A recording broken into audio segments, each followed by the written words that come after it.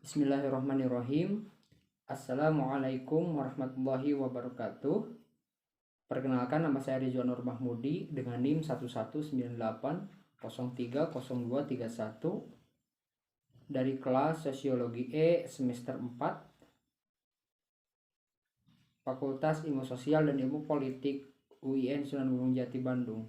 Baik, di sini saya akan mencoba menjawab soal ujian akhir semester mata kuliah Sosiologi Komunikasi dengan dosen pengampu Bapak Dr. Hikmat MAG MPD.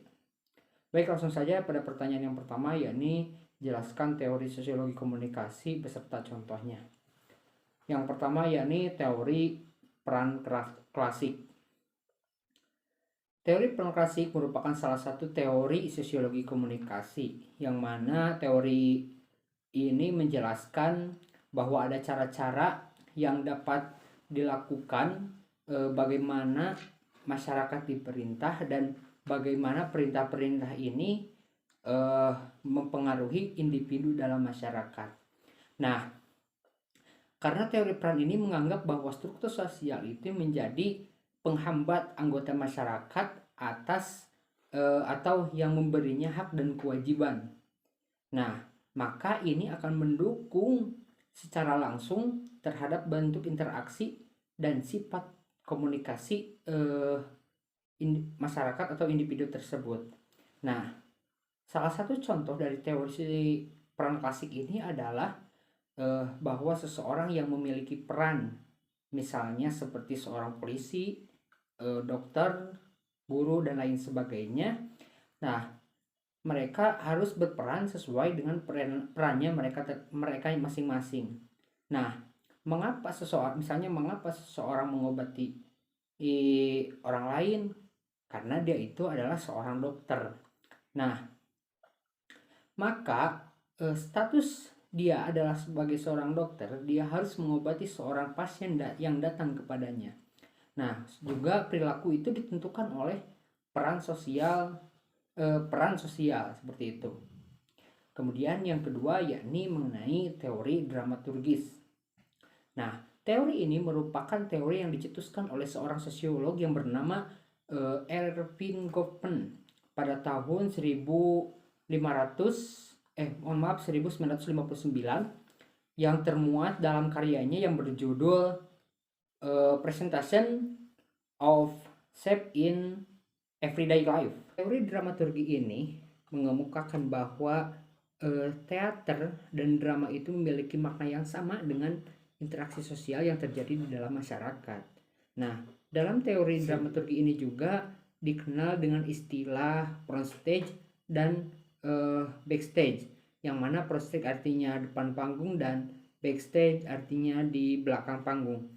Maksudnya adalah bahwa seorang individu ketika berada di depan panggung atau front stage, maka dia akan semaksimal mungkin untuk menampilkan penampilannya, seperti misalkan bertutur kata yang baik, sopan, atau cara berpakaian dan lain sebagainya.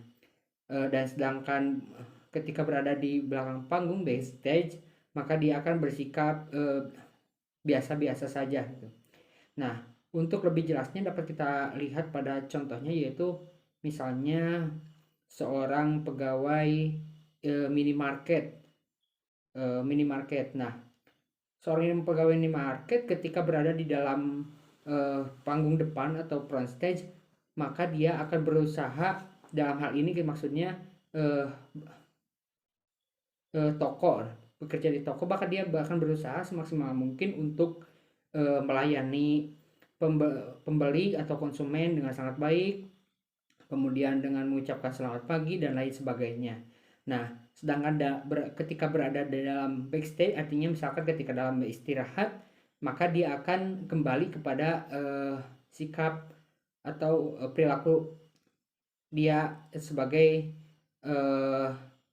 individu sebagaimana mestinya, atau bersikap biasa-biasa saja.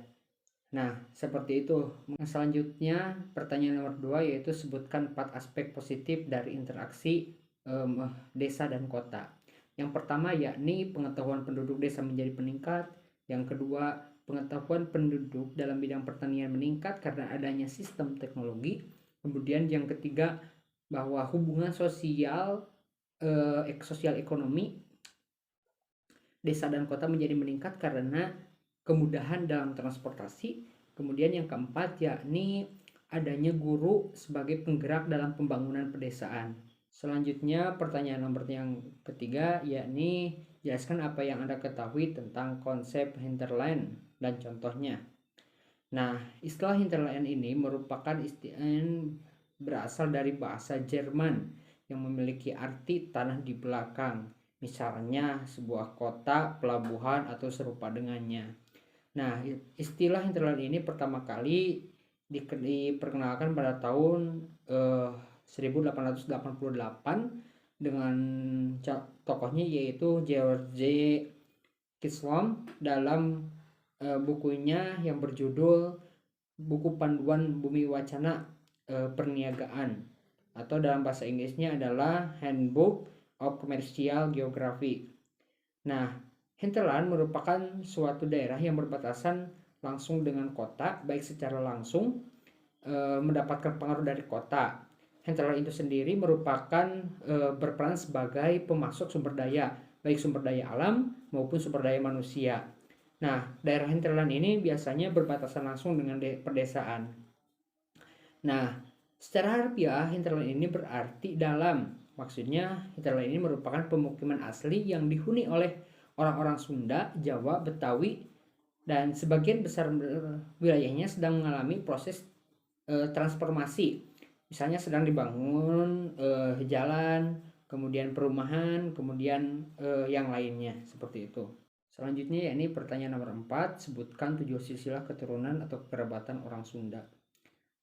Nah, silsilah keturunan atau kekerabatan orang Sunda ini terbagi ke dalam dua. Yang pertama ada silsilah keturunan kahandap atau ke bawah. Yang kedua silsilah keturunan kaluhur atau ke atas. Nah, silsilah keturunan ke bawah atau kahandap ada 7. Yang pertama anak, yang kedua incu, yang ketiga buyut, yang keempat bao, yang kelima jangawareng, yang keenam udag gudeg, yang ketujuh kakait siwur.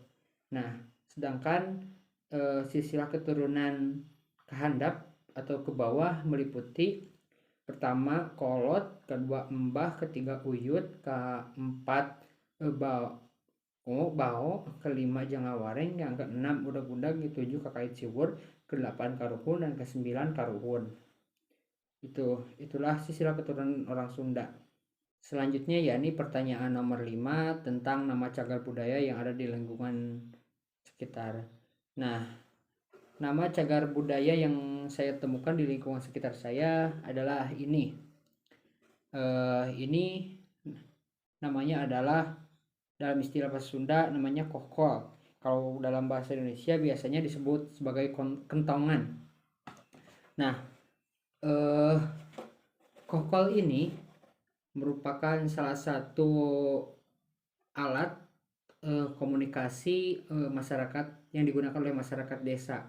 Sebab dahulu kala belum adanya teknologi informasi yang canggih seperti saat ini, maka kokol ini dijadikan sebagai alat komunikasi. Penggunaannya itu dengan cara dipukul seperti mana biasanya kentongan. Nah, kokol ini berfungsi sebagai alat komunikasi yang dapat mengabarkan tentang peristiwa-peristiwa, misalnya seperti adanya peristiwa kematian, atau ada orang meninggal, atau juga peristiwa ada bahaya, atau juga sebagai informasi akan diadakannya rapat.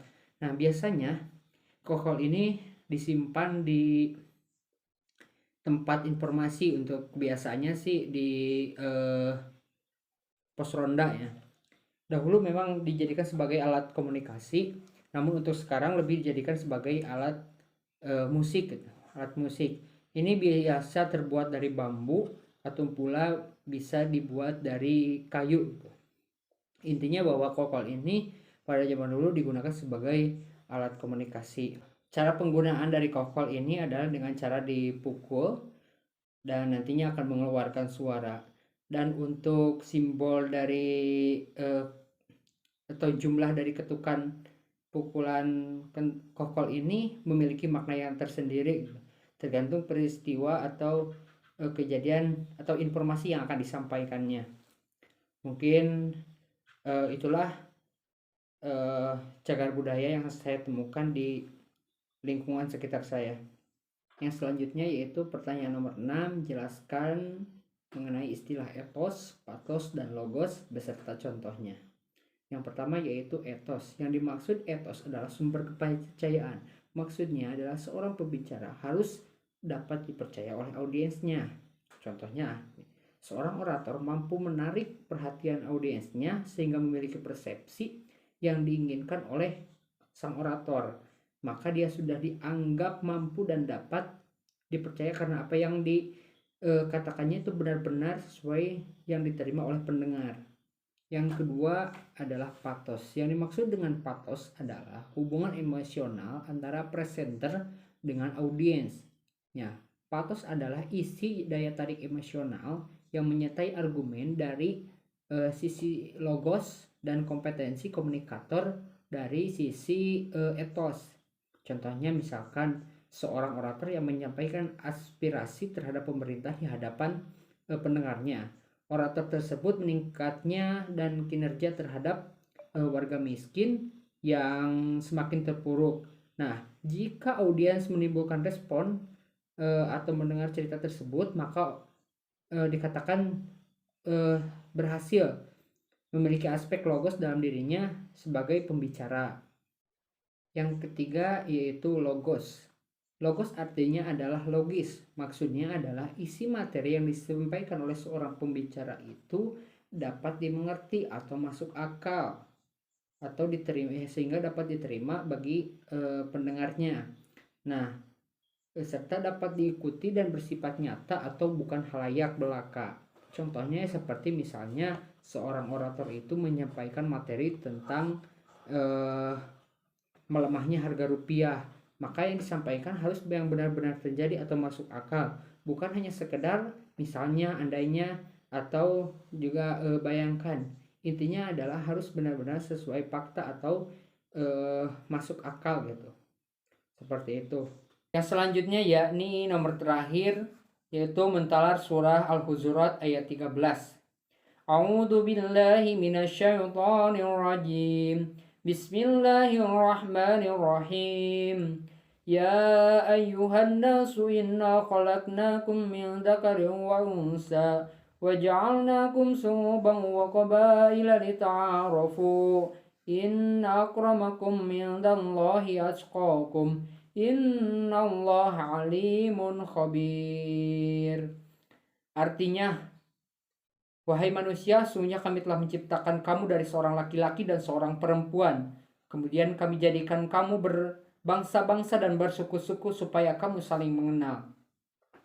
Sesungguhnya yang paling mulia di antara kamu di sisi Allah adalah orang yang paling bertakwa. Sesungguhnya Allah Maha mengetahui dan Maha teliti. Shadaqallahul adzim. Maha besar Allah dengan segala firman-Nya. Sekian yang bisa saya sampaikan. Mohon maaf apabila masih banyak terdapat kesalahan. Billahi taufiq wal hidayah. Wassalamualaikum warahmatullahi wabarakatuh.